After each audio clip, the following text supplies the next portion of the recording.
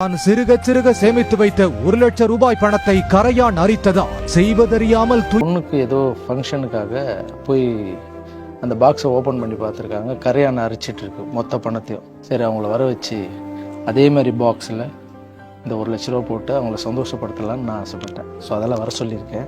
ராகவேந்திர அப்பா மடியில் வச்சுடுவோம், அவங்க இதை திறந்து பார்த்து சந்தோஷப்படுத்தும். ஏன்னா இது நான் கொடுக்கல, ராகவேந்திர அப்பா தானே கொடுக்குறாரு.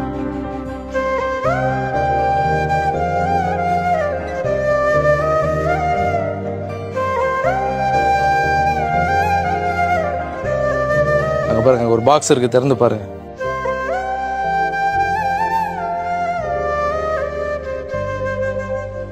உழைச்சிட்டு கஷ்டப்பாடுபட்டு எங்களை மண்ணாக்கிடுச்சுன்ற வார்த்தைகள் இருந்துச்சு. உழைப்புக்கு ஏற்ற மரியாதை நீங்க செலுத்திட்டீங்க சார். எங்க கண்ணீர் மலையை தொடச்ச ராகவா சார் என்னைக்கு என்னென்றும் நல்லா இருக்கணும். நாங்க கனவால கூட நினைக்க முடியாத சந்தோஷம். நான் பண்ணல, எல்லாம் ராகவேந்திர சுவாமி, நம்ம கும்புற சுவாமி தான்.